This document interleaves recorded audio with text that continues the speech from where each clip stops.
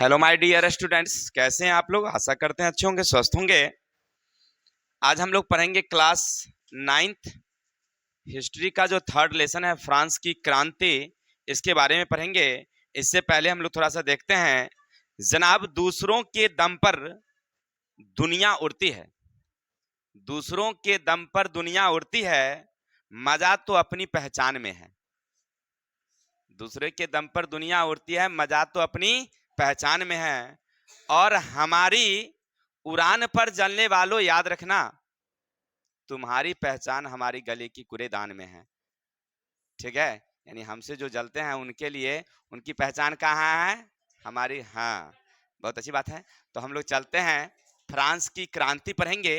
थोड़ा सा पहले हम लोग पाठ परिचय देख लेते हैं। ठीक है, पाठ परिचय क्या है थोड़ा समझिएगा। फ्रांस में क्रांति हुई, आपने पिछले दो बार तो पढ़ा। एक पढ़ा था, दूसरे चैप्टर था अमेरिकी की स्वतंत्रता संग्राम, और यहाँ है क्रांति। दोनों तो एक ही शब्द लगता है, एक लगता है लड़ाई वाली बात तो दूसरा भी लड़ाई वाली बात है, नहीं।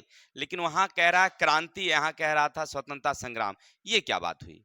देखिए, अमेरिका पर इंग्लैंड का शासन था, अमेरिका पर इंग्लैंड का शासन था। तो अमेरिकी वासियों ने इंग्लैंड को हराने के लिए जो लड़ाइयां लड़ी, वहां स्वतंत्रता मिली, इसलिए उसका नाम रखा गया स्वतंत्रता संग्राम। लेकिन यहाँ क्या होता है, फ्रांस में जो पुराने शासक थे, राजा थे, उन राजाओं को हटा करके, जो यहाँ का जो राजतंत्र था उसको हटा करके लोकतंत्र की स्थापना, जनतंत्र की स्थापना की गई। तो राज्य के अंदर राजा से ही लड़ा गया था, इसलिए उसका नाम रखा गया क्रांति। ठीक है, दोनों में अंतर समझ गया ना। एक है स्वतंत्रता संग्राम, जहां देश की आजादी की बात की गई, और दूसरा था क्रांति, राजा के शासन में सुधार किया गया, उसको हटाया गया और उसको नई शासन व्यवस्था लागू की गई, इसलिए उसका नाम रखा गया फ्रांस की क्रांति। आशा करते हैं इतनी बातें आपको समझ में आ गई होगी। अब चलते हैं। देखिए, कोई भी क्रांति जो होती है ना, या कोई भी लड़ाइयां होती है, एकाएक नहीं होता है मेरा भाई। उसको सुलगने में बड़ा समय लगता है, धीरे धीरे धीरे धीरे कुछ ना कुछ गड़बड़ियां आती है। उस गड़बड़ी को देख करके लोग सुधार करने की कोशिश करवाता है, और जब नहीं होता है तब पूरा विस्फोट होता है, नहीं विस्फोट होता है, तब जाकर के वह लड़ाइयां विकराल रूप लेती है। कहानी वही होती है। ये फ्रांस में जो क्रांति होती है, आज एक दिन की कारण नहीं हुई, 175 वर्षों 175 वर्षों के बीच की घटना थी ये। 175 वर्ष तक वहां पर एक राजवंश शासन किया, और इन शासन में बहुत सारी गड़बड़ियां आई, सामाजिक, आर्थिक, बौद्धिक, जो भी था, कई तरह की गड़बड़ियां। और फिर बाद में लोगों को ज्ञान विज्ञान का विकास हुआ, समझ में आया, धीरे धीरे लोग उसका विरोध करना शुरू किए, और अंततः 1789 में वहां एक विकराल क्रांति का रूप लिया, जिसके बाद जो 175 वर्ष पुराना शासन था उसको वहां से उखाड़ करके एक नई शक्ति का, पहले के राजा महाराजा ऐसे, क्योंकि राजा का बेटा राजा, राजा का बेटा राजा होता था। जैसे आपने अपने भारत में ही देखा, 1526 ईस्वी में 1526 ईस्वी में बाबर ने मुगल वंश की स्थापना की, और 1757 तक दिल्ली में किसका शासन रहा? मुगलों का शासन। बीच में दूसरे लोग भी आए, दूसरे लोग भी शासन किए, लेकिन मूल रूप से 1757 तक अंग्रेज जब तक शासन में आया है, उस तक किसका शासन था? अब देखिए, 1526 से 1757, लगभग 200 वर्षों से ज्यादा नहीं हो रहा है, नहीं। और वहां तो 175 वर्ष की बात हो रही, यानी पहले राजवंश ऐसे ही चलता था, राजा का बेटा राजा, फिर राजा का बेटा राजा, वही हुआ। चलिए, तो आपने समझ गया कि फ्रांस में जो पुरानी शासन व्यवस्था थी, यानी राजतंत्र था, उसको हटा करके लोगों ने क्या बनाया? लोकतंत्र की स्थापना की है। और इस बीच में क्या क्या घटना घटी है, इन सारी बातों को हम इस पाठ में चर्चा करेंगे। और सबसे पहले हम लोग क्रांति के कारणों के बारे में देखते हैं। देखिए, कारण क्या है, सबसे पहले एक कारण याद रखेंगे, राजनीतिक कारण। फ्रांस के क्रांति का क्या था? राजनीतिक कारण क्या था, इसके बारे में हम लोग देखते हैं। सबसे नंबर एक कारण था, राजनीतिक कारण में याद रखेंगे, निरंकुश राजशाही। वहां का जो राजा था ना, वो बड़ा निरंकुश था। उसका मेन कारण क्या था? क्रांति का मेन कारण, राजनीतिक कारण में निरंकुश शासन, यानी राजा जो थे ना वो क्या थे, निरंकुश थे। अब निरंकुश समझ रहे हैं कि नहीं समझ रहे हैं आप लोग? निरंकुश का मतलब होता है कि राजकाज पर ध्यान नहीं देता था, ऐशो आराम पर ध्यान देता था। सीधी सी बात है कि देखिए, राजा का बेटा राजा, फिर उसके बाद उसका बेटा राजा, उसके बाद उसका बेटा राजा, चाहे वो बुरबका काहे ने बताहा काहे नहीं जन्म ले ले, क्या जी, राजा तो होबे करेगा। नहीं, अभी मान लीजिए नीतीश कुमार जी का बेटा, हमारे बिहार के जो मुख्यमंत्री हैं, उनका बेटा थोड़ा उतना बुद्धिजीवी नहीं है, होशियार नहीं है, तो उनको लोग नहीं समझता, कोई जानबो नहीं करता होगा, राजनीति में आया भी नहीं। नहीं, लालू जी के बेटे बड़े वाले जो हैं तेजस्वी यादव, वो तो भगते आदमी हैं। तेजस्वी नहीं, उनका क्या नाम है, तेज प्रताप। तेज प्रताप बड़ा वाला जो है वो उतना बुद्धिजीवी नहीं है, तो वो भी नहीं आया राजनीति में उतना। लेकिन तेजस्वी थोड़ा सा है तेज तरक्का, तो पहुंच गया है। नहीं, अभी अब सरकार बनाने की कोशिश कर रहा है, लेकिन हो नहीं रहा है बेचारे से, लेकिन कोशिश तो कर रहा है ना। लेकिन पहले ऐसी बात नहीं था। अगर किसी राजा का बेटा अगर खूब खूंखार हो, बुर्बक हो, फिर भी राजा का बेटा क्या होता था, राजा। उसको चिंता नहीं था कि हम जनता का काम करेंगे तब हमको वोट मिलेगी तो हमारी सरकार बनेगी, इसकी चिंता उसके पास नहीं होती थी। बस वो तो वंशानुगत था, वंशानुगत माने पिता हैं तो हम तो राजा बनेंगे ही। और वो ऐसो आराम में जीता था, क्या जरूरत थी उसकी सेवा कर, लोगों को मदद करने की, लोगों का काम करने का लिए। तो निरंकुश शासन। और राजा सब ना एकदम खराब खराब। कैसा खराब, तो देख लीजिए। देखिए, वहां पर जो राजा था ना उसको कहा जाता था लुई, उस वंश के राजा को, उस समय जो शासक था, बुर्बो वंश का शासन, याद रखेंगे किस वंश का शासन, बुर्बो वंश। तब बुर्बो वंश के जो राजा थे उसको कहा जाता था लुई। जैसे कहीं के राजा को खलीफा, जैसे तुर्की के राजा को ना खलीफा कहा जाता है, रूस के राजा को ना जार कहा जाता है, नहीं, अपने यहाँ राजा को राजा कहा जाता है। उसी तरह से ना वहां के राजा के नाम में क्या लगता था, लुई लगता था। तो लुई 14वां, लुई 15वां, लुई 16वां, उससे पहले लुई 13वां, लुई 12वां, लुई 11वां, ऐसे करके नाम होता था। ठीक है, मन लुई ये रहता था, लुई नहीं लुई। चलिए अब चलते हैं, लुई 14वां जो था, देखिए 1643 से 1775, एक लंबी अवधि होती है नहीं भाई। 1643 से 1715, ये बीच की एक लंबी अवधि है। अब 43 से जोड़िए, 57 वर्ष उधर हो गया, अब 15 इधर दीजिए, 57 5 62 72, 72 वर्ष, यानी समझिए कि पूरी अवधि, माने जब से वह गद्दी पर बैठा होगा 15-16 वर्ष में पिता के बाद, वो अपना पूरा लाइफ जी लिया, एकदम गद्दी पर बैठे बैठे राजा बनले ना हो, बीच में हटने की जरूरत ही नहीं रहा उसको। तो इतनी वर्ष के बाद जब कोई शासन करे तो कुछ तो मनमाना करेगा, नहीं करेगा। रोटी को नहीं कहता है रोटी को उल्टो आने तो जल जाएगी, और राजा को उलटने की जरूरत ही नहीं, तो राजा जलवे ना करेगा, उसको जल गया होगा। वो कहता है मैं ही राजा हूं, क्या कहता था वो, यानी हमरे नियम हमरे बात ही कानून है, समझ लीजिए, हम राजा हैं, हमरे नियम कानून है। चलिए, ये कहता था लुई 14वां।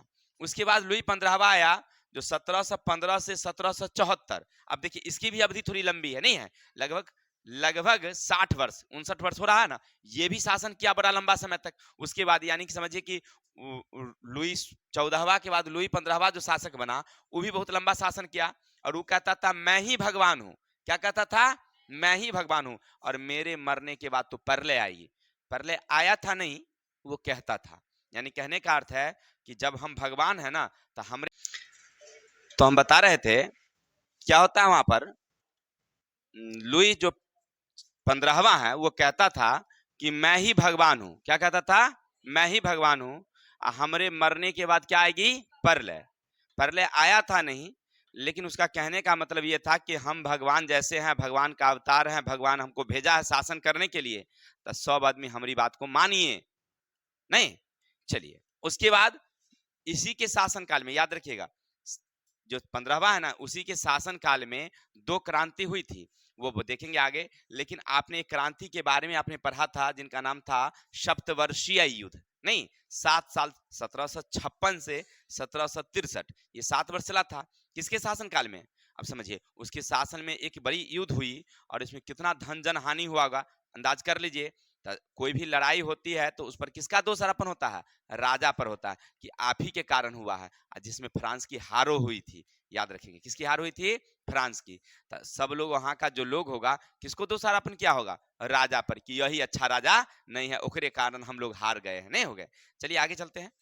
आगे था लुई 16वां। देखिए लुई 16वां जो था वो भी एक लंबा शासन किया 1774 से 93 में, लेकिन वहां पर तो घटना ही बीच में घट गई। 1789 में वहां पर क्या हो जाता है? क्रांति हो जाती है। लेकिन इसी क्रांति में इनकी जो पत्नी थी, मेरी मतलब वो तो पहले शासक देख ली, शासक के बारे में, ये भी ना राजकाज पर कोई ध्यान नहीं, ऐशो आराम पर पूरा ध्यान देते थे, माने सुख शांति पर। माने राजमहल अच्छे बनवा रहे थे उधर, राज जो धन आता था कर, ऊपर खर्चा किस पर होता रहा था? राजमहल पर, अपने पर खर्च कर रहे थे, और जनता पर कोनो ध्यान नहीं। ये तो इसकी समस्या। चलिए, तो आपने समझा कि वहां के राजा क्या थे? निरंकुश। दूसरा कारण था, राज दरबार जो था ना वो विलासिता का केंद्र था।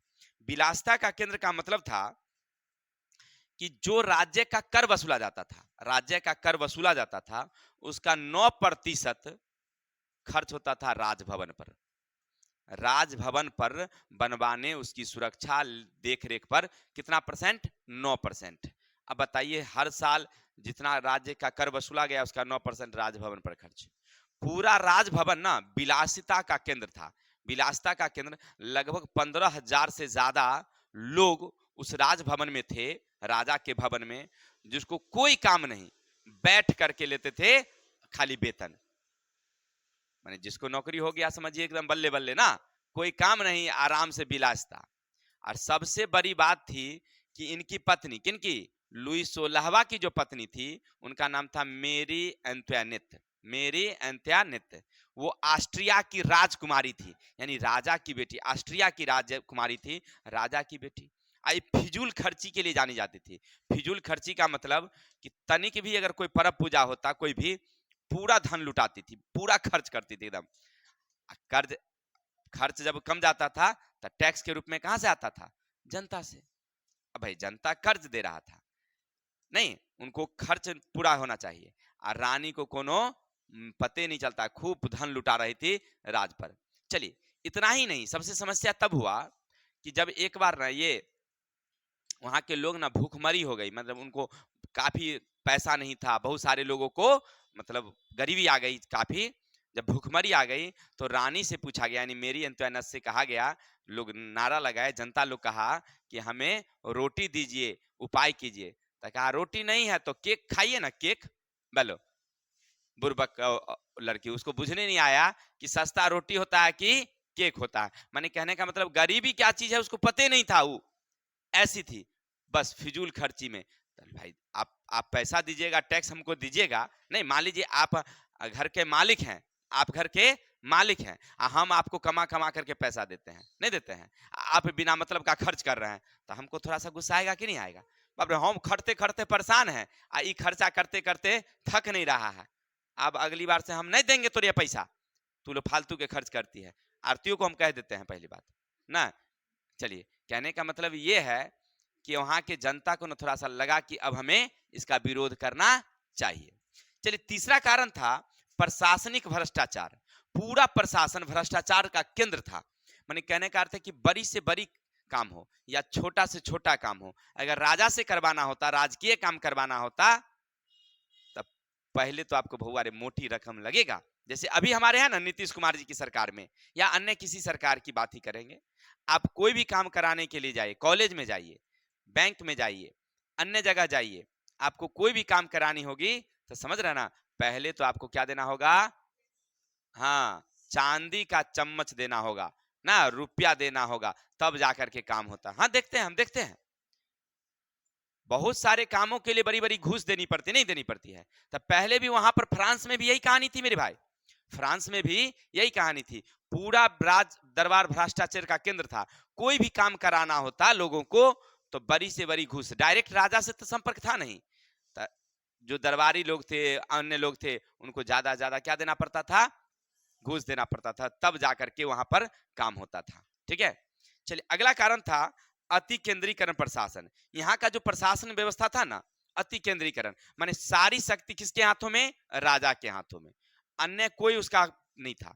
माने कहने का अर्थ है जैसे हमारे यहाँ होती है कि जो प्रधानमंत्री हैं, जो मुख्यमंत्री हैं, उनकी बातों को कानून मानते हैं, लेकिन वो कानून तब बनाते हैं जब हमारे पूरे विधानसभा या जो भी लोकसभा है, उन सब के सीट के लोग जीत करके वहां जाते हैं, विचार विमर्श करते हैं, तब कानून बनती है ना।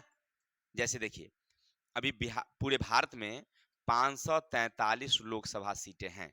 जैसे अपने यहाँ समस्तीपुर जिला में दो लोकसभा सीट, एक उजियारपुर, एक समस्तीपुर। नहीं, अब यहाँ से जो हमारे सांसद सांसद जीतते हैं, जैसे अपने यहाँ का सांसद नित्यानंद राय जी थे, तो वो जीत करके यहाँ से कहाँ गए? दिल्ली। क्लियर। उसी तरह से हर क्षेत्र से पूरे बिहार से गए, फिर उत्तर प्रदेश से गए, नहीं गए, सब पहुंचे कहाँ? 543 दिल्ली में। उसके एक नेता थे जिनका नाम रखा गया, जो बहुमत पर प्राप्त दल के नेता थे, मोदी जी। मोदी जी को प्रधानमंत्री हम लोग घोषित कर दिए। लेकिन क्या मोदी जी जो कहेंगे वही कानून बनेगी? नहीं, वहां पर पहले क्या होता है, हमारी जो पार्लियामेंट है यानी संसद है, उनमें इस बात का विचार विमर्श किया जाता है कि देखिए हम लोग इस कानून को पारित करने जा रहे हैं। तो उसमें से 543 में से 2/3 से ज्यादा, यानी आधा से ज्यादा, समझिए ना, आधा से ज्यादा लोग अगर उस पर सहमत हो जाते हैं कि नहीं कानून होना चाहिए, तो वो कानून पारित हो जाती है। अगर नहीं होगा तो पारित। लेकिन वहां फ्रांस में व्यवस्था नहीं था, फ्रांस में था व्यवस्था, ऐसा नहीं कि नहीं व्यवस्था था, लेकिन राजा ने वो व्यवस्था को खत्म कर दिया था। कौन? लुई वाला। लुई वाला वो व्यवस्था को क्या कर दिया था? खत्म कर दिया। यानी पूरी शक्ति अपने हाथों में ले ली कि कोई हमरा कोई विरोध करेगा ही नहीं। ठीक है ना। तो उस समय तो धीरे धीरे धीरे धीरे लोगों के मन में आक्रोश की भावना पनपी। किसके कारण? क्योंकि धीरे धीरे वहां गरीबी आई। तो पहला तो राजनीतिक कारण, यानी राजा अच्छा नहीं था, रानी अच्छी नहीं थी, राजकाज पूरा एकदम भ्रष्टाचार का केंद्र था, इसीलिए लोगों को कठिनाइयां हुई, तो लोग इसका विरोध करना। यहां तक समझ गए? चलते हैं, दूसरा कारण है सामाजिक कारण। दूसरा कारण क्या है भाई? इसका सामाजिक कारण। अब सामाजिक कारण क्या है समझिएगा थोड़ा सा।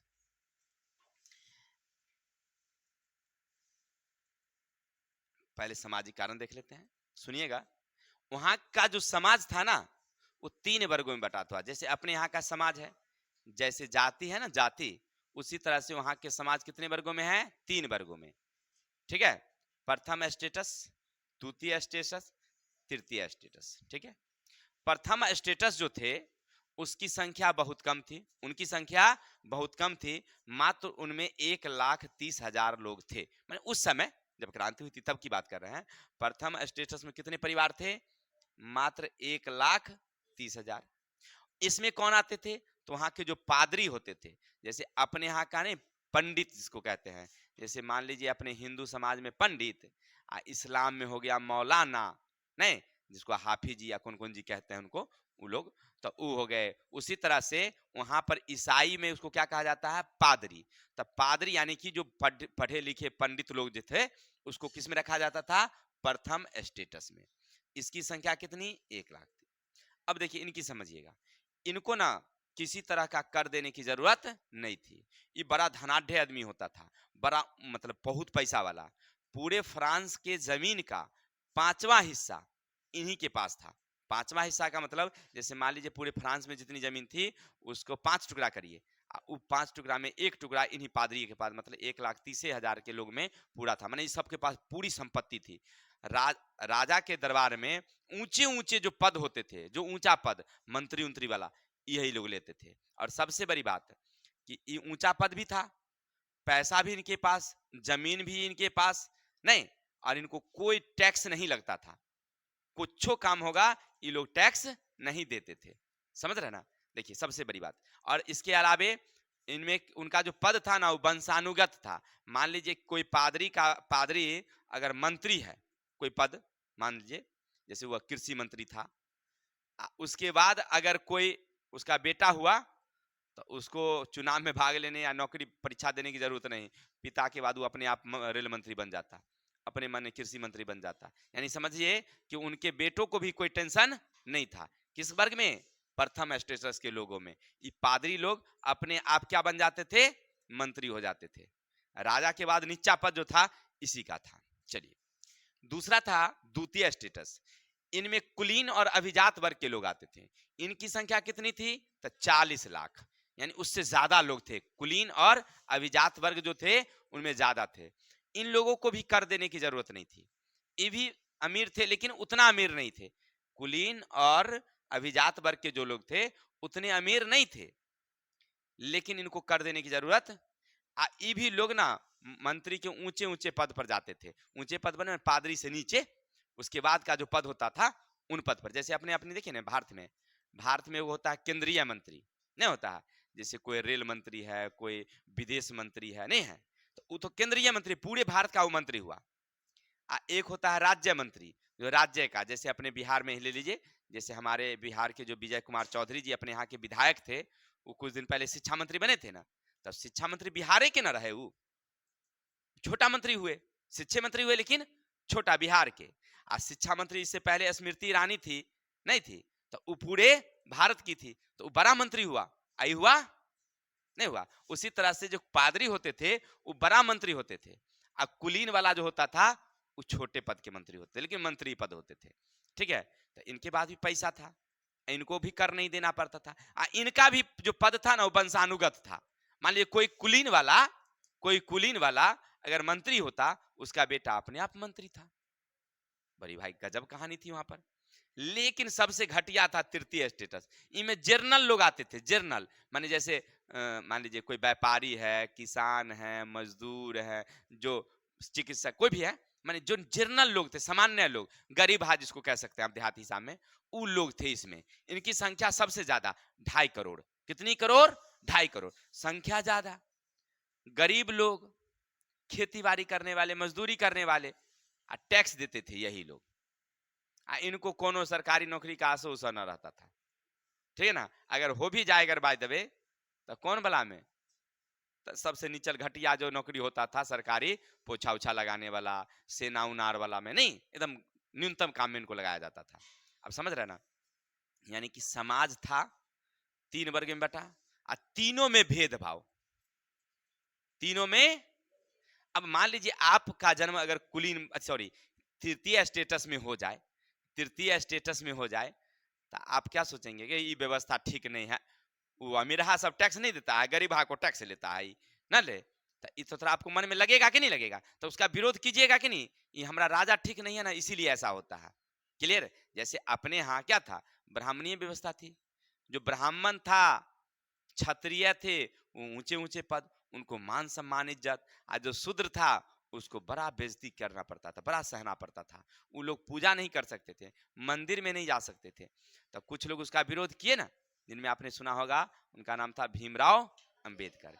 विरोध तो बहुत सारे लोग किए, लेकिन भीमराव अंबेडकर जी का नाम सबसे आगे आता है, क्योंकि उन्हें सफलता भी इस काम में मिली थी, इसलिए उनका नाम आगे आता है। ठीक है, तो उस समय ना विरोध अपने यहाँ भी था, उसी तरह से वहां पर समाज में ना भेदभाव की स्थिति थी।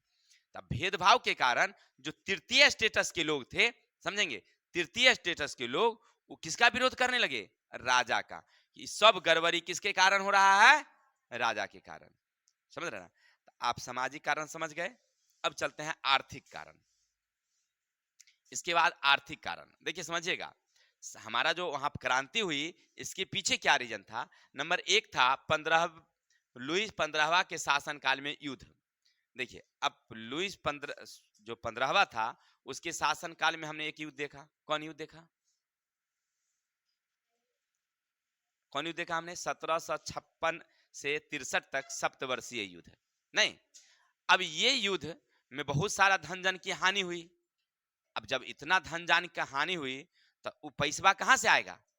तो राजकोष धीरे धीरे क्या हो गया? खाली हो गया। राजकोष क्या हो गया? खाली हो गया। युद्ध लड़िएगा, कोई लड़े, जीतने हो या हारे हो, उससे मतलब नहीं है, आपको तो पैसा तो लगबे ना करेगा जी, खर्च तो होगा ना। तो उस समय फ्रांस का बहुत सारा धन खर्च हुआ, जिसके कारण पूरा राजकोष क्या हो गया? खाली हो गया।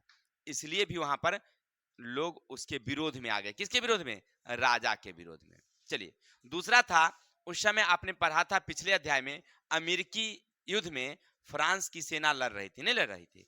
फ्रांस अमेरिका वाले को क्या दे रहा था? मदद दे रहा था, सेना दे रहा था, हथियार दे रहा था। और इस सब खर्च करने के कारण, जानते हैं इसको, उस समय का 10 लिब्रे 10 अरब लिब्रे का कर्ज आ गया था उस पर। यानी वहां की मुद्रा को कहते हैं लिब्रे, जैसे अपने यहाँ ना रुपया है, रुपया। तो 10 अरब रुपया समझिए, एक तरह से 10 अरब रुपया का वहां क्या हो गया था, कर्ज हो गया था। किस पर? फ्रांस की सरकार पर। वो विदेशी मुद्रा इस पर कर्ज आ गया था। अब देखिए, आप लड़े, सरकार लड़ी, नहीं लड़ी, जनता को उससे क्या, जनता को तो उसको चाहिए सुख सुविधा आराम, नहीं चाहिए। और वहां पर राजा अपना मन से लड़ गया, और लड़ गया, दोनों युद्ध में काफी क्या हो गई, खर्च हुआ। तो वहां पर लोगों को गरीबी आ गई, और गरीबी आई तो सब लोग उसका विरोध करना शुरू कर दिए कि हमारा रोजे गड़बड़ है, जिसके कारण हम लोग गरीब आज हो रहे हैं। क्लियर है? इसके अलावा दूसरा था राजमहल पर खर्च। अभी बताए कि राजमहल पर ना बहुत खर्च हो रहा था। वहां जो भवन था, राजा का भवन, राजा के भवन ना बहुत सुंदर बनवाया जा रहा था, एकदम विशाल भवन। अब समझिए ना, 15,000 लोग तो ऐसे बैठ के खाते थे। तब 15,000 जहां रहता होगा लोग, अंदाज कर लीजिए कि भवन कितना बड़ा सुंदर होगा, नहीं जी। शीशा का महल बनवाया जाता रहा, शीशा का महल। अब बताइए, इतना सुंदर महल, पैसा कहां से आता था? तो जनता। अब जनता इधर भूखमरी में जा रही थी ना, पैसा नहीं था, उन राजमहल बनवाने में लगा हुआ था। तो जनता को नहीं लगेगा कि हम मर रहे हैं, ये हमारा पैसा से ऐस कर रहा है, चलो इसका विरोध किया जाए। ठीक है, चलिए, तो विरोध की भावना वहां जागृत होती है। इसके बाद राज कर्मचारी पर जो हमने खर्च बताया कि बहुत सारे लोग बेकार बैठ करके खर्च ले रहे थे, इसलिए भी। इसके अलावा है रानी द्वारा अधिक खर्च। वहां की रानी जो मेरी अंतोनी थी, वो भी बहुत अधिक खर्च करती थी, इसलिए भी वहां नहीं। सबसे बड़ी बात था वहां की व्यवस्था कि जो अर्थव्यवस्था था ना, वो दोषपूर्ण था। अब कहेगा सर जी हम नहीं समझे अर्थव्यवस्था दोषपूर्ण। तो राजा को कर देने का अधिकार केवल कौन था? छोटके लोगों से लेता था। अरे भाई, जो पैसवा वाला ओकरा से ना ज्यादा टैक्स लीजिए, वो ना देगा मोटका मोटका पैसा। आई गरीबा को जगह देह में खूने नहीं है, उसमें से चूस के कितना खून निकालिएगा ना। दो वर्ग उधर जो था, कौन कौन, प्रथम स्टेटस और द्वितीय, वो लोग टैक्स नहीं देते थे। कौन देता था टैक्स? तृतीय स्टेटस के लोग। तो इसीलिए व्यवस्था जो था, ये गड़बड़ी वाला व्यवस्था था। अगर उसको भी टैक्स लगता तो कम से कम लोगों को संतोष होता, नहीं, लेकिन वहां पर था ही नहीं। तो लोगों को लगा कि हम लोगों के साथ क्या हो रहा है, भेदभाव। चलिए, दूसरी व्यवस्था थी दोषपूर्ण कर व्यवस्था थी। अब दोषपूर्ण कर व्यवस्था क्या था, सुनिएगा। जो कर वसूली की प्रणाली थी, राजा अपने तो टैक्स वसूलता थे, कोई टैक्स वसूलने का कोई नियम राशि नहीं था। अब मान लीजिए किसी ठेकेदार को दे दिया जाता था। अब हमको दे दिया जाए कि जाइए अभी पूरे इलाका बिहार का पूरा टैक्स वसूलिए, नहीं, तो हम टैक्स वसूलने गए। वसूलना है किसी से 10 रुपया, तो हम लेते थे 50 रुपया। नहीं देगा तो सेना को बोला के मार के देंगे सीधा कर।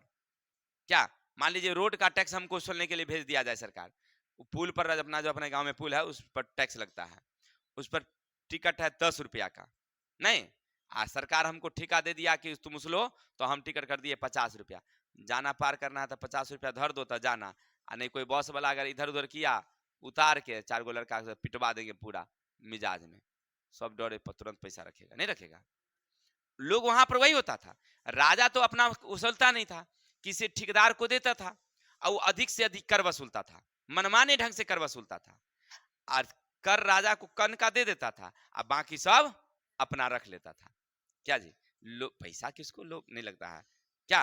पैसा तो सबको लोभ देता है, नहीं। तो वहां के लोग जो ठेकेदार होते थे ना, यही कर व्यवस्था। अब इससे जनता को बड़ा कष्ट, इससे जनता को कि भाई राजा कर वसूलता नहीं है, ठेकेदार को देता है, ठेकेदार मनमाना ढंग से कर वसूलता है, इसीलिए वहां के लोग उससे भी क्रुद्ध थे। आगे चलेंगे। इसके अलावा व्यापारी और व्यवसायी का अवरोध, यानी व्यापारी और व्यवसायी लोग का काम हो नहीं रहा था, यानी व्यापार समझिए एक तरह से बंद हो चुका था। व्यापार एक तरह से क्या हो चुका था, बंद हो चुका था। ठीक है। इसके अलावा बेकारी की समस्या वहां आ गई थी, बेरोजगारी बढ़ गई थी वहां पर। अब कहिएगा ये बेरोजगारी क्या है, तो क्या हुआ है कि अभी तक ना औद्योगिक क्रांति आ चुकी थी, औद्योगिक क्रांति आ चुकी थी, यानी कि नए नए मशीन का खोज हुआ। और जब नई नई मशीनें का खोज हुआ, तो जहां हाथ से सामान बनता था, अब लोग किससे सामान बनाने लगे, मशीन से। अब मान लीजिए हमारे पास उद्योग है, फैक्ट्री है, जहां 10 आदमी काम करता था, नहीं, वहां पर हम एक मशीन लगा दिए तो सबका काम अकेले कर दिया। नहीं, देखिए ना, पहले जो अपने गांव में ट्रैक्टर चलती थी, तो हम देखते थे कि कम से कम 8 मजदूर कुदाल छिट्टा लेकर के जाते थे, मिट्टी वहां काटते थे, काट करके उस पर रखते थे, फिर गाड़ी आती थी तो ट्रैक्टर पर आते थे, फिर यहाँ कुदाल से काट काट के गिराते थे। वो जमाना अब खत्म हो गया। नहीं, अब बताइए, मान लीजिए अगर 5 को ट्रैक्टर अगर हमारे पास हो तो 8 पंचे 40 लोगों को रोजगार तो मिल जाता था मिट्टी कटाई का। नहीं, लेकिन अब क्या हो गया, एक वैसे वाला मशीन आ गया है ना करके हबुक लेता है, देखे कि नहीं, 3 बार हबुकता है कि एक ट्रैक्टर भर जाता है। हाँ, उसको जेसीबी कहते हैं। देखिए, हमको नहीं पता था ऐसे वाला हबुकने वाला को क्या कहते हैं। अब वो क्या करता है, अपने आगे आगे जाता है दुल्हा के गौरी की तरह, और पीछे से 8 गो बराती वाला गौरी जाता है ट्रैक्टर, और सब पर कितना रहता है, एक एक नहीं रहता है। अब वहां गाड़ी गया और 3 बार हबुका मिट्टी और भर दिया टेलर को, और टेलर वाला फिर दौड़ाते आकर के यहाँ उतारने की भी जरूरत नहीं है, उमें वो लगा रहता है, इना खड़ा कर देता है, वो उल्टा देता है, फिर आप सब मिट्टी गिर जाता है, फिर दौड़ा ले, गिराव तो नहीं, पूरा गिरेबो नहीं करता है, फिर दौड़ाते चल जाता है, रास्ते में वो अस्थिर से गिरता है। नहीं, क्योंकि टेलर का तो खाई से गिनती के हिसाब पैसा मिलता है उनको, कि जितना टेलर गिराइएगा उसके हिसाब से पैसा। नहीं, देखिए ये डिजिटल दुनिया हो गई भाई। अब 10 को टेलर खट रहा है, जहां पर 50 आदमी की जरूरत थी, वहां पर कितने लोग, 10 आदमी में काम चकाचक। ये मशीनी युग आ गया था कहां उस समय, फ्रांस में। जितने भी उद्योग में लोग थे, मशीन लग जाने से धीरे धीरे सब क्या हो गए, खाली होने लगे, बेरोजगार होने लगे। अब भाई काम है नहीं, पैसा है नहीं, रोजगार मिल नहीं रहा है, और राजा कह रहा टैक्स दो, राजा कह रहा टैक्स दो, कहां से देंगे रे, नानी कन से हम लाएंगे ना। और राजा तो कोनो रोजगार दे नहीं रहा है, राजा तो रोजगार दे नहीं रहा है, तो कहां से आएगा। नहीं, तो इसीलिए लोगों को थोड़ी सी गरीबी आई, और गरीबी आई ना तो इसका विरोध करना, हम भूखले रहे हैं, राजा ऐस करेगा, आज तो हम छोड़ेंगे नहीं, जाने उसको पीट पाट करवे करेंगे। चलिए हम नहीं करेंगे, वहां के लोग करेंगे, लेकिन कैसे करेंगे थोड़ा सा चलते हैं आगे। ये थे हमारे कौन कारण, आर्थिक कारण। अब चलेंगे सैनिक का असंतोष। अब देखिए सेना का क्या असंतोष, अभी आपने क्या देखा कि अमेरिका गई थी कौन सेना लड़ने के लिए, फ्रांस की सेना। और जब वहां गई, वहां पर जब लोकतंत्र की स्थापना हुई, सबको एक रंग से देखा गया, सेना जब वापस लौटी यहाँ कहा, फ्रांस, तब फ्रांस में वही कहानी फिर से पुरनका वाला, इनको ना अच्छा से भोजन कराया जा रहा था, सेना को अच्छा से भोजन नहीं मिलता था, अच्छा से कपड़ा नहीं मिलता था, समय से वेतन नहीं मिलता था। और सेना में किस लोग को भर्ती किया जाता था, न्यूनतम वर्ग के लोगों, तृतीय स्टेटस को। उच्चगर पद पर कौन, उच्चगर पद पर कौन होते थे, प्रथम स्टेटस के लोग, द्वितीय स्टेटस के लोग, है ना। अब बताइए, प्रथम स्टेटस के लोग वहां, द्वितीय स्टेटस के लोग वहां, यहाँ पर कौन, ध्यान देंगे, यहाँ पर कौन, सेना में न्यूनतम वर्ग के लोग। अब वो वर्ग का लोग जो थे, यानी प्रथम स्टेटस वाले, मंत्री वाले, इस सब के साथ क्या करते थे, भेदभाव, घृणा। तो सब लोग इसका विरोध करना शुरू कर दिया, किसको,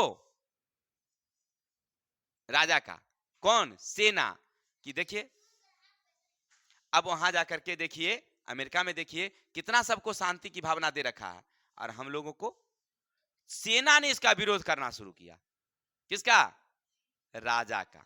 ठीक है, तो हम लोग पढ़ रहे थे अभी तक किसके बारे में, सैनिक असंतोष के बारे में। अब चलेंगे हम लोग बौद्धिक, बौद्धिक कारण देखेंगे। तो हम सैनिक असंतोष के बारे में देख रहे थे कि सैनिकों का क्या हो गया, असंतोष हुआ, जिसके कारण वहां पर क्रांति पनपी, मतलब सैनिक लोग ना सुधार करने की मांग करना शुरू कर दिए। आगे हैं बौद्धिक कारण। बौद्धिक कारण का मतलब हुआ कि वहां कुछ पढ़े लिखे बुद्धिजीवी लोग आए, और वो लोग ना इन शासन में सुधार करना चाहते थे।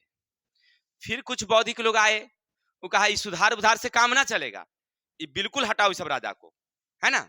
जैसे देखिए वहां पर 3 लोग, ऐसे 4 लोग हैं, दिदरो, मॉन्टेस्क्यू, वाल्तेयर और रूसो। ये 4 व्यक्ति थे बुद्धिजीवी वर्ग, जो लिखने का काम करते थे। लिख करके लोगों को ऐसे ऐसे पत्र पत्रिका दिए कि लोगों को अपने मानव अधिकार के बारे में समझ में आया कि हमको क्या अधिकार मिलनी चाहिए। नहीं, तब वो लोग उसका विरोध करना शुरू किए, किसके कारण, बौद्धिक लोगों के कारण। देखिए क्या कारण है, समझते हैं। देखिए पहला कारण है, फ्रांस के प्रमुख लेखक थे रूसो, वाल्तेयर, मॉन्टेस्क्यू और दिदरो, याद रखिएगा। जिनमें मॉन्टेस्क्यू की किताब थी, जिनकी नाम था विधि का आत्मा, याद रखेंगे। मॉन्टेस्क्यू, ये गलत लिखा हुआ, मॉन्टेस्क्यू की किताब का क्या नाम था, विधि की आत्मा।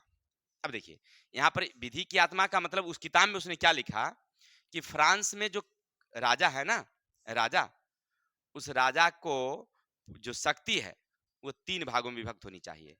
न्यायपालिका, कार्यपालिका और विधायिका। अपने यहाँ भी यही नियम है, ठीक है। न्यायपालिका अलग है, कार्यपालिका अलग है, विधायिका अलग है। लेकिन वहां पर ना फ्रांस में ऐसी बात नहीं थी, सब उसी के हाथ में था।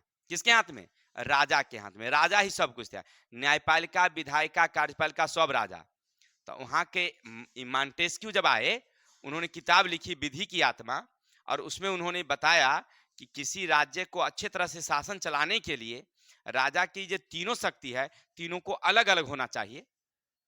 जब वहां के लोगों ने पढ़ा तो समझ में आया कि नहीं, हमारी राजा गलत व्यवस्था कर रहा है। क्लियर? अब होता क्या समझिएगा कि राजा में ना, पहले प्राचीन काल में फ्रांस में वहां की जो संसद थी, पार्लियामेंट, उसकी बैठक होती थी। उसमें 3 भाग थे, यानी कि न्यायपालिका, विधायिका और कार्यपालिका, तीनों की व्यवस्था थी। और राजा के कामों पर वो नियंत्रण करता था, ये बैठक। लेकिन संसद की बैठक ना एक बार भी नहीं हुआ, एक बार भी 175 वर्षों से एक बार राजा बैठक बुलाया ही नहीं। यानी जिसमें तीनों विभाग था, जो संसद का भाग, उस संसद को बुलाया ही नहीं उसने। क्लियर? चलिए, इतना ही नहीं, इससे पहले एक और व्यवस्था थी कि जो राजा, जो बैठक होगा, तीनों का विभाग अलग अलग होगा, तो राजा बुलाया ही नहीं कोई बैठक को, तो तीनों भाग का मालिक कौन बन के रह गया? राजा सिंगल रह गया। अब चलते हैं, दूसरा था विभाग, समझिएगा, दूसरा था एक पार्लमा, वहां का व्यवस्था था पार्लमा। पार्लमा क्या था कि राजा जो भी काम करेगा ना, तो राजा के काम पर नियंत्रण करने के लिए पार्लमा एक व्यवस्था थी वहां का, ठीक है। अगर राजा गड़बड़ी करेगा तो वो उसका नियंत्रण करेगा, उसको हटाएगा, दबाव डालेगा। लेकिन राजा जब प्रधान हो गया तो राजा क्या करता था, उसको खरीद लेता था पार्लियामेंट को। अब जो उसके सदस्य थे वो राजा का ही सदस्य। जैसे अपने यहाँ राष्ट्रपति कोई चुनाव होती है क्या? नहीं होती है। राष्ट्रपति कौन बनता है? प्रधानमंत्री की इच्छा से। प्रधानमंत्री जिसको चाहेगा उसको राष्ट्रपति बना देगा। अब हम बैठे हुए हैं, हम प्रधानमंत्री हमारे करीबी लोग हैं, तो उनको मन होगा कि राष्ट्रपति इनको बना देता, हमको राष्ट्रपति बना देगा। जैसे आपने सुना होगा ना, देखा होगा, कुछ दिन पहले हमारे अटल बिहारी वाजपेयी प्रधानमंत्री थे, नहीं, एपीजे अब्दुल कलाम कोई पद पर नहीं थे, लेकिन वो अच्छे मिसाइल मैन थे। तो एपीजे अब्दुल कलाम को लगा, मतलब वो अपना काम कर रहे थे, आई इनको लगा, किनको? अटल बिहारी वाजपेयी जी को, कि एपीजे अब्दुल कलाम को थोड़ा सा बनाते हैं। फोन किए उनको, किनको? एपीजे अब्दुल कलाम को। ये अपना ऑफिस में काम कर रहे थे, फोन उठाते हैं, बातचीत होती है, कहते हैं अच्छा ठीक है, विचारते हैं सोच करके। अटल जी कहते हैं ठीक है, तब विचार करके हमको बताइए। देखिए प्रधानमंत्री कैसे बनाया जाता है, उनको बना बुला करके तो कहते हैं कि आपको हम राष्ट्रपति बना रहे हैं। अब राष्ट्रपति का तो चुनाव होती है, लेकिन हम लोग, जनता नहीं करता है, जो विधायक है, सांसद, यही लोग चुनते हैं। अब प्रधानमंत्री, जिस दल का प्रधानमंत्री रहेगा उसके पास संख्या उसकी क्या होती है? ज्यादा होती है, वो सब उसको वोट डलवा देता है। चलिए, तो उसी तरह से वहां पर था कि पार्लियामेंट जो था ना, वो राजा पर नियंत्रण के लिए बनाया गया था पहले। लेकिन राजा जब लुई 16वां, लुई 15वां जब राजा था, तो पार्लियामेंट को भी कोई असर नहीं हुआ, क्योंकि पार्लियामेंट को ही खरीद लेता था वो। उसकी जो कुलीन वर्ग, अभिजात, पादरी जो भी रहता था उसमें, सबको ये अपने तरफ खरीद लेता था। यानी कहने का अर्थ है कि राजा माने सब विभाग का मालिक अकेले हो गया था, चाहे कार्यपालिका हो, विधायिका हो, न्यायपालिका।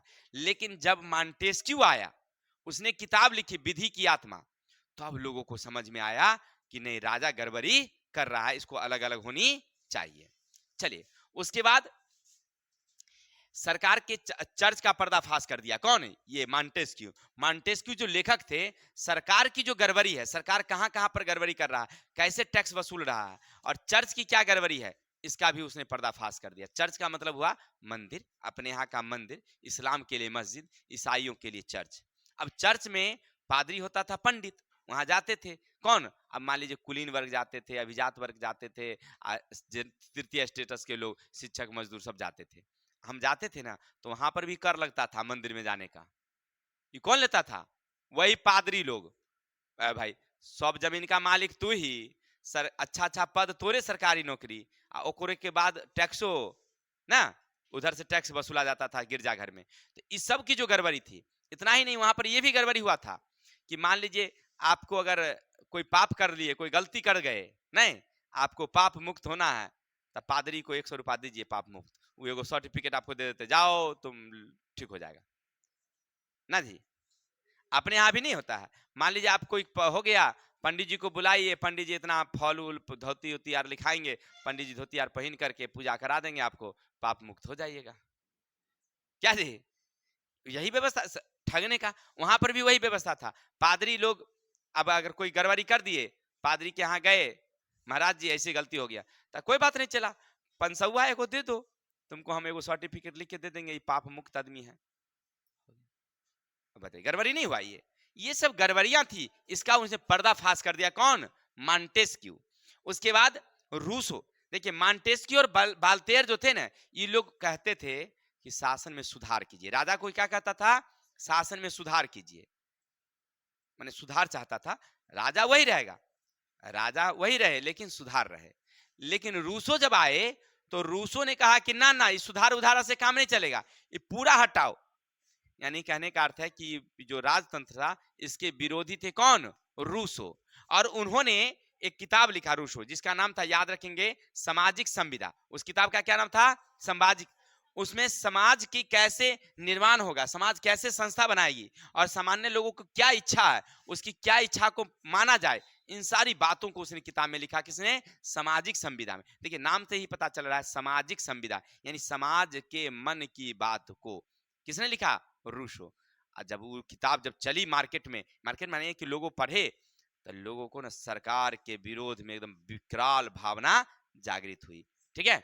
अब इसके बाद दीदरों का एक पुस्तक था, जिसका नाम था बृहत ज्ञान कोश, यानी इको इसाइक्लोपीडिया, याद रखेंगे, इकोसाइकोपीडिया, याद रखिएगा। ये किताब जो है, ये क्रांति फैलाने में, दीदरों का किताब जो था, वो बृहत ज्ञान कोश बहुत ही आगे आया। चलिए, ये सब तो आप समझ ही रहे थे। अब आगे चलेंगे हम लोग, कुछ विदेश समझेंगे। हेलो, कुछ अर्थशास्त्री लोग थे, जिनका नाम याद रखेंगे, कवेंजनो और तुंगो थे। उन्होंने भी आर्थिक शोषण का विरोध किया, यानी राजा जो ज्यादा से ज्यादा कर वसूल रहा था ना, टैक्स जो बढ़ा रहा था, इसका भी उसने क्या किया था? विरोध किया था। चलिए, तो इन सब कारणों से, यानी लोगों को ज्ञान बढ़ा कि नहीं, हम लोगों को कर इतना नहीं देना चाहिए, राजा अनावश्यक कर ले रहा है और गलत व्यवस्था हमारे देश में है, तो इस सब के कारण लोग उसका विरोध का भावना मन में जागृत हुई। कुछ विदेशी घटनाएं भी उस समय घटी थी, याद रखेंगे क्या क्या घटना। पहला तो इंग्लैंड की गौरवपूर्ण क्रांति। अब मानचित्र में अगर देखिएगा, आपको हमने बताया था पिछले अध्याय में कि एक तरफ क्या है? इंग्लैंड, और दूसरी तरफ क्या है? फ्रांस, माने नजदीक में ही दोनों। और इंग्लैंड में गौरवपूर्ण क्रांति हो चुकी थी। गौरवपूर्ण क्रांति का मतलब था, इंग्लैंड दुनिया में ना एक महान देश के रूप में उभर के आया। फ्रांस भी उसका पीछा कर रहा था ना, ऐसा थोड़ी नहीं कर रहा था, लेकिन धीरे धीरे सब जगह ना फ्रांस फिसलते चला गया। अमेरिका गया था ना फ्रांस वाला जी, वहां पर वो अधिकार कर पाया? भारत आया था ना, वो अपने अधिकार कर पाया? नहीं कर पाया। सब जगह इंग्लैंड अपनी पैर जमा लिया, अब फ्रांस हारते चला गया। तब वहां के लोगों को लगा कि अरे, हमारा राजा बुझाता है गड़बड़ है, इंग्लैंड वाला राजा अच्छा है, अपना राजा क्या है? गड़बड़ है। यानी गौरवपूर्ण क्रांति के बाद लोगों को नजरिया खुला कि नहीं, इंग्लैंड आगे बढ़ता जा रहा है, हम लोग पीछे होते जा रहे हैं, इसके पीछे कुछ ना कुछ किसका कमी है? राजा की। क्लियर? तो एक कारण ये भी लोगों को ज्ञान में लाया, और दूसरा कारण था अमेरिका। सबसे तत्कालीन कारण समझिए क्रांति का, अमेरिका। अमेरिका में जो लोकतंत्र की स्थापना हुई, तब वहां के लोगों को नजर खुला कि हम लोग तो पुराने तरीके से जी रहे हैं, पुरनका शासन में जी रहे हैं। आप देखो, अमेरिका वाला लोकतंत्र बना लिया, वो एकदम आगे बढ़ता जा रहा है, हम लोग पीछे हो गए। हम जिसके लिए लड़े, जहां पर हम लोग लड़ने गए, तो वहां लोकतंत्र, हमारे देश में ही उल्टा राजतंत्र। तो यहां भी होना चाहिए। चलिए, लेकिन अभी लड़ाई हुई थी नहीं, राजा का कोई विरोध नहीं कर रहा था, ये तो भावना ही जागृत हो रही थी अभी नहीं। लेकिन लड़ाई होगी कब? कल होगी लड़ाई। आज आप लोग खा पी के आइएगा फिर से कल, तो अब लड़ाई करेंगे अच्छा से, ठीक है ना? क्योंकि खाली पेट में लड़ाई नहीं होगा। आप लोग खा के नहीं आए हैं आज, लगता है सब आदमी का मुंह सूखा हुआ। चलिए, जो भी है, तो आशा करते हैं आप समझ गए होंगे हमारी, यानी फ्रांस की क्रांति के ये कारण थे। अभी तक हमने आपने क्या पढ़ा? फ्रांस की क्रांति के कारण। क्या क्या कारण? तो याद रखेंगे, पहला राजनीतिक कारण, धार्मिक सामाजिक कारण, तीसरा था आर्थिक कारण, सैनिक असंतोष, बौद्धिक कारण और कुछ विदेशी घटनाओं का प्रभाव। इन सारे चीजों को आपने बारी बारी से अध्ययन किया। आशा करते हैं आपको समझ में आ गया होगा कि क्रांति का मेन कारण क्या था। राजा का असंतोष, राजा की जो गड़बड़ी थी इसके कारण लोगों में असंतोष था। चलिए तो आज के लिए इतने ही, कल मिलते हैं हम लोग नेक्स्ट वीडियो में। तब तक के लिए जय हिंद, जय भारत। अगर आपको हमारी वीडियो अच्छी लगती होगा ना मेरे भाई, तो थोड़ा सा समझ ही रहे ना क्या कहना चाहते हैं, तनका दबाई देना, करिकबा वाला जो रहता है बगल में, उसको कहते हैं सब्सक्राइब, ठीक है। और अपने इष्ट मित्रों को शेयर कर देना, हमारा भी कुछ काम हो जाएगा, समझ रहा है ना। बाकी तो पार्टी होगा ही, एक के होगा तो आपको बुलाएंगे, अपना अपना रख दीजिएगा नाम उसमें कमेंट में।